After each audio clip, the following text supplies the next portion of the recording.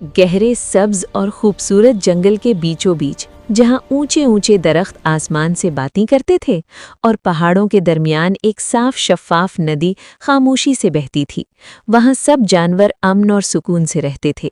परिंदों की चहचहाहट, पत्तों की सरसराहट और ठंडी हवा जंगल को जिंदा और खुशगवार बनाती थी। इसी जंगल में एक बड़ा और ताकतवर हाथी रहता था, जिसका नाम गजराज था। गजराज अपनी ताकत के बावजूद निहायत नरमीदिल और मददगार था। वो कभी अपनी ताकत का गलत इस्तेमाल नहीं करता था। हर सुबह वो नदी के किनारे आता, सूंड से पानी उछालता और जंगल की खूबसूरती से लुत्फानंदोज होता था। तमाम जानवर उसकी इज्जत करते थे।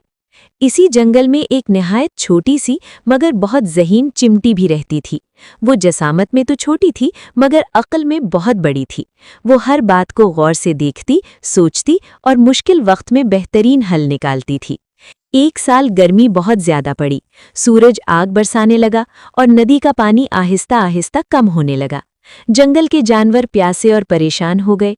हिरन, परिंदे और दूसरे जानवर नदी के किनारे जमा होने लगे, मगर पानी सबके लिए काफी नहीं था।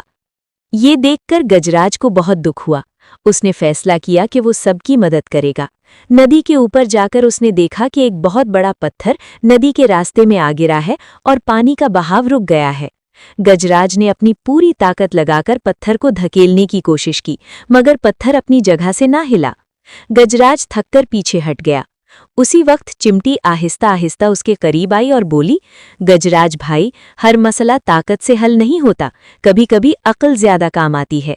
गजराज ने हैरत से नीचे देखा, मगर उसने चिमटी की बात गौर से सुनी। चिमटी ने बताया कि पत्थर के नीचे की मिट्टी नर्म है, अगर पहले वो मिट्टी हटा दी जाए तो पत्थर आसानी से हट सकता है। गजराज ने चिमटी की बात मान ली। उसने अपनी सूंड से पत्थर के नीचे की मिट्टी हटानी शुरू की। थोड़ी ही देर में पत्थर हिलने लगा। एक जोरदार धक्के से पत्थर हट गया और नदी का पानी दोबारा बहने लगा। जंगल में खुशी की लहर दौड़ गई। जानवर खुशी खुशी पानी पीने लगे, परिंदे चहचहाने लगे और जंगल एक बार फिर जिंदा हो गया।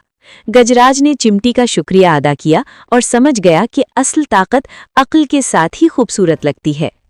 चंद दिन बाद एक नया खतरा पैदा हुआ। कुछ शिकारी चुपके चुपके जंगल में दाखिल हो गए और जानवरों को पकड़ने के लिए जाल बिछाने लगे। चिमटी ने ये सब देख लिया। वो फौरन गजराज के पास पहुंची और उसे खबरदार किया। गजराज ने लम्हा जाया किए बगैर जोर से चिंघाड़ा।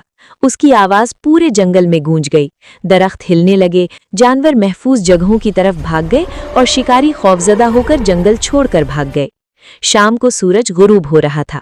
गजराज और चिमटी नदी के किनारे खड़े थे। पानी खामोशी से बह रहा था और जंगल एक बार फिर महफूज था। इस दिन के बाद गजराज और चिमटी गहरे दोस्त बन गए। गजराज ने सीख लिया कि ताकत के साथ अक्ल जरूरी है और चिमटी ने जान लिया कि अक्ल को अगर ताकत का साथ मिल जाए तो कोई मुश्किल बाकी नहीं रहती। और यूं जंगल में ये सबक हमेशा के लिए याद रखा गया कि जब अक्ल और ताकत एक साथ हों तो हर मुश्किल आसान हो जाती है।